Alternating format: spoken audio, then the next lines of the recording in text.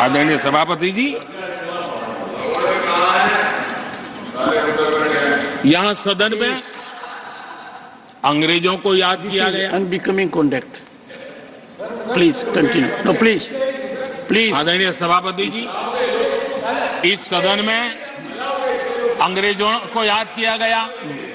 अब राजा महाराजाओं का तो अंग्रेजों के साथ गहरा नाता रहा था उस समय, तो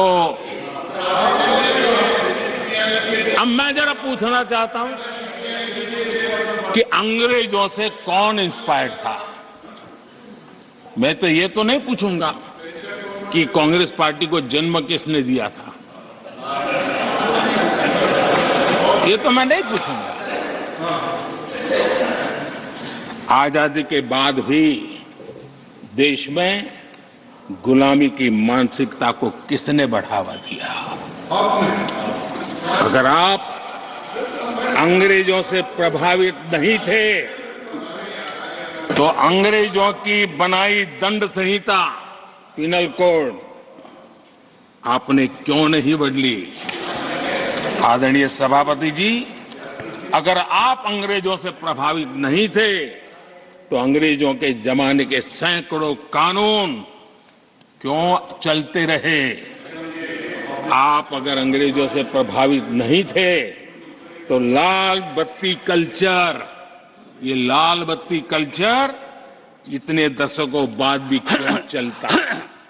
अगर आप अंग्रेजों से प्रभावित नहीं थे तो भारत का बजट शाम को 5 बजे इसलिए आता था क्योंकि ब्रिटिश पार्लियामेंट का सुबह शुरू होने का समय होता था। ये ब्रिटेन की पार्लियामेंट के समय के अनुकूल शाम 5 बजे बजट की परंपरा क्यों चलाए रखी थी आपने। कौन अंग्रेजों से इंस्पायर था।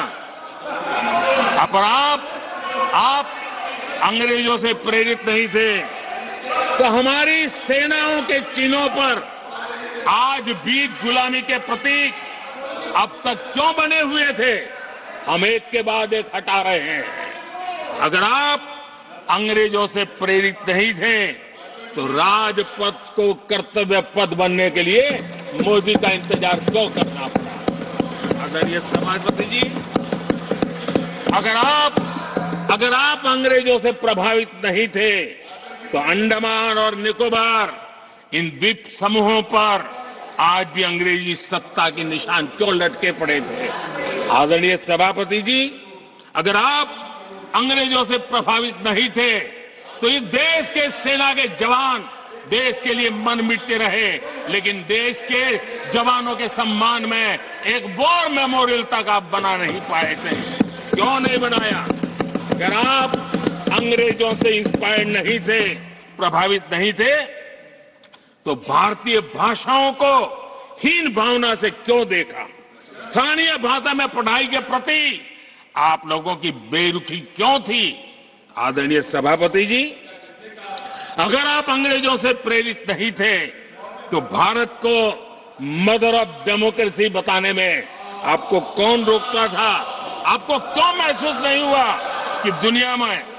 आदरणीय सभापति जी, मैं सैकड़ों उदाहरण दे सकता हूं कि आप किस प्रभाव में काम करते थे और देश को सुनते ये सारी बातें याद आने वाली है।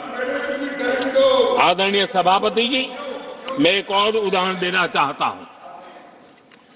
कांग्रेस ने नैरेटिव फैलाया और इस नैरेटिव का परिणाम क्या हुआ कि भारत की संस्कृति और संस्कारों मानने वाले लोगों को बड़े हीन भाव से देखा जाने लगा, ढकियानों से मानने लगा गया और इस प्रकार से एक हमारे अतीत के प्रति अन्याय करने की नौबत आई है। अपनी मान्यताओं को गाली देते हैं, अपनी अच्छी परंपराओं को गाली देते हैं तो आप प्रोग्रेसिव है। इस प्रकार के नैरेटिव गढ़े जाने लगे देश में और उसका नेतृत्व कहां होता था ये दुनिया भली बातें जानती है। दूसरे देश से आयात करना, उसको गर्व का, और भारत की कोई चीज है तो दूसरे दर्जे की है, ये स्टेटस बना दिया गया था। ये स्टेटस सिंबल बाहर से आया, मेड इन फॉरेन स्टेटस बना दिया था। ये लोग आज भी वोकल फॉर लोकल बोलने से बच रहे हैं। मेरे देश के गरीबों के कल्याण का काम है। आज आत्मनिर्भर भारत की बात उनके मुंह से नहीं निकलती है। आज मेक इन इंडिया कोई बोलता है तो उनके पेट में चूहे दौड़ने लग जाते हैं। आदरणीय